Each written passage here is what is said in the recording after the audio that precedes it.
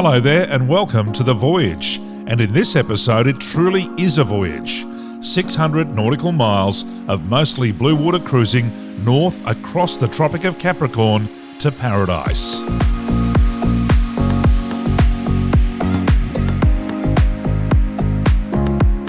In early September, 10 Princess cruises departed the Gold Coast under blue skies and favourable weather conditions.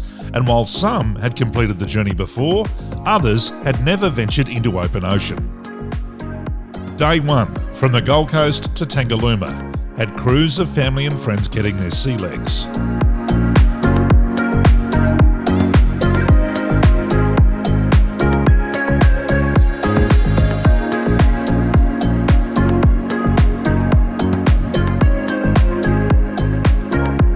The afternoon presenting a following sea on a run that saw us berth in the Mooloolah River on the Sunshine Coast.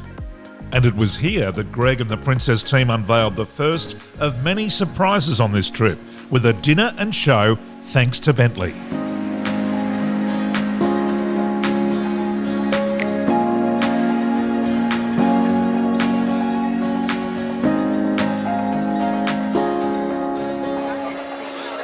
This is going out to dinner.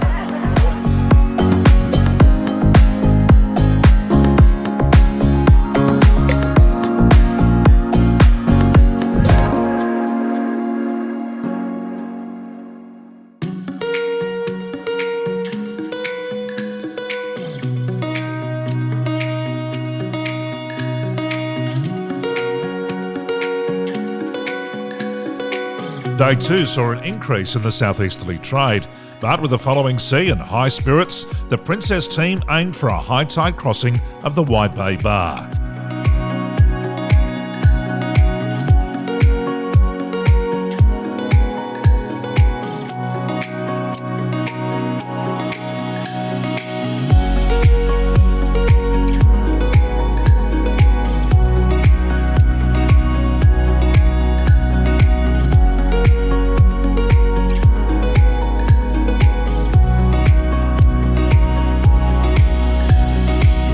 And a sunset drink in the lee of the World Heritage listed Fraser Island.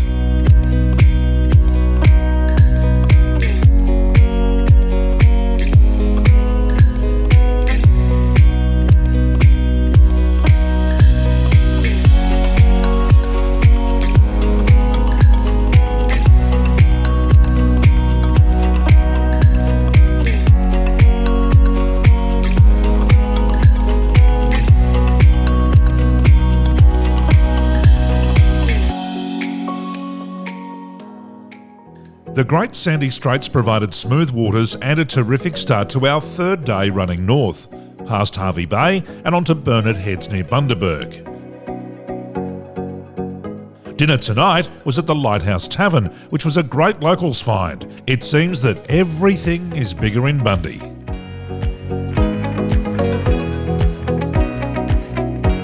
We woke the next morning excited by the prospect of our next stop, a short 50 nautical mile hop to the Great Barrier Reef and the jewel that is Lady Musgrave Island. To get there, we had to cross the Humpback Highway and had this friendly encounter with a young calf and its mum. Over 50,000 humpbacks now travel Australia's eastern seaboard each year between June and October, and they'll become a common sight over the next week or so. The Lady Musgrave Lagoon is a massive 8 square kilometres in size and a refuge for boaties trying to avoid large seas and strong winds. Many would describe it as their favourite anchorage, as the lagoon is 5 metres deep, filled with large coral heads, and hosts every Great Barrier Reef critter you could possibly think of. We've even heard reports of whales being seen inside the lagoon. After negotiating the keyhole entrance, moorings were retrieved, anchors dropped, and the toys came out.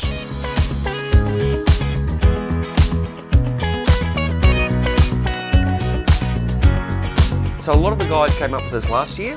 This year we've got a few new people coming, and it's blown them away because a lot of people, like they might have their boat on the Gold Coast and they won't go further afield than maybe Jumping Pin.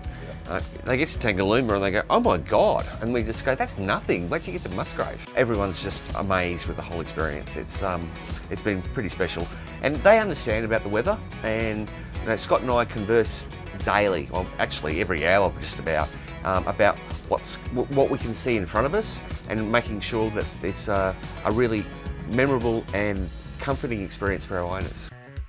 The bluewater cruising is easy. The thing does it all by itself. You just sit and point, and you've got an iPad or Garmin or whatever you got, and you just push a button and the boat does it. It's fantastic. The big thing that's the learning curve for me is getting in and out of marinas, right, and berthing the damn things. But they've got so much gear in there. I'm sitting up there and everyone's running around doing their thing, and the boat just does what you want it to do. So for me, that's the big learning curve, getting in and out of these berths. Musgrave's just been unbelievable. Everyone's out there doing their little bit of fishing, or Scotty had a skidoo out there doing his thing, and everyone shares it and everyone moves around, so it's a great little community atmosphere you get. Michael, Carly and Ethan, never been here before, picked up a swing mooring, and it was a bit of a learning curve. So Carly picked up a swing mooring. Yeah, Michael didn't, that's Michael, right. He just stood there dictating, and Carly did all the work. Yeah. She was great. It's about educating our owners on things that they don't know that we know, so they can actually enjoy their Princess more. Greg and the Princess team have organised a surprise tonight that begins with a tour of the island with a marine biologist and finishes with cocktails on the pontoon and dinner beneath the ocean, complete with candles, fine wine and great company. This is a truly unique experience, something that's never been done here before, and it seems that everybody is enjoying the hospitality, 3 metres underwater and 50 nautical miles out to sea. Just another unique Princess offering.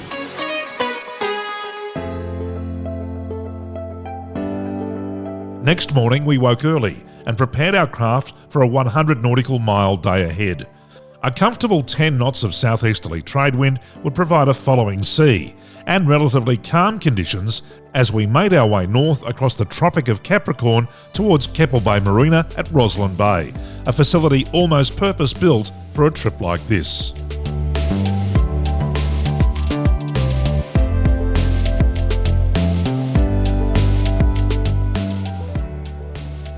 Absolutely beautiful. Time for a cold beer and a quick stay. And it was here, during dinner, that Scott announced a lay day to follow to provision boats, relax and wait for more favourable weather conditions on Friday. Mike, Carly and their young son Ethan have been loving the trip so far on their brand new Princess F55. Scott happened to have this boat, which is a F55 Princess, brand new. We had a look through, and yeah, there's lots of new technology upgrades. It's a lot more spacious. The layout is similar, but every room is really bigger. Greg and Scott, there's nothing they don't know about how these boats are put together and how they handle and how they should be used. And Greg came on the boat when we were cruising the other day and spent the whole day showing me how to use the Garmin navigational equipment and all that sort of thing, and setting up certain screens and things like that. So, I mean, that's something that would take me years to try and navigate my way through and find out how everything works. I don't even know how we would go doing this without being with the Princess team. Our last day of this epic adventure begins at 5 a.m, and it's by far the longest day of travel, with Greg and Scott keen to get all vessels penned up at Hamilton Island by early afternoon. It's a terrific day of smooth seas, lots of whale encounters, wonderful scenery and an opportunity for our beautiful Princess yachts to stretch their legs and explore the tropical waters north of Mackay as we arrive at our final destination, the Whitsunday Island Group on Queensland's Great Barrier Reef.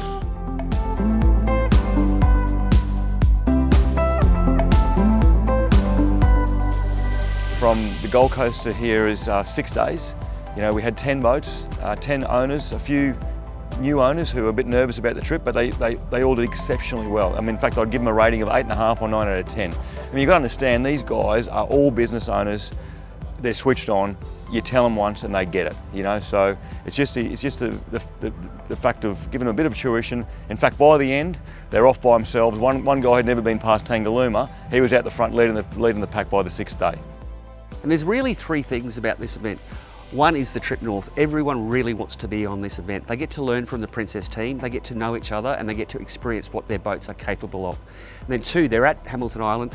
They have 3 weeks of cruising the Whitsundays with family and friends. All our owners are on the same dock, and they'll wake up in the morning and they'll cruise together. And then three, our final experience is Hayman Island. It is 4 days of divine experiences that money can't buy. Can't wait to see them there.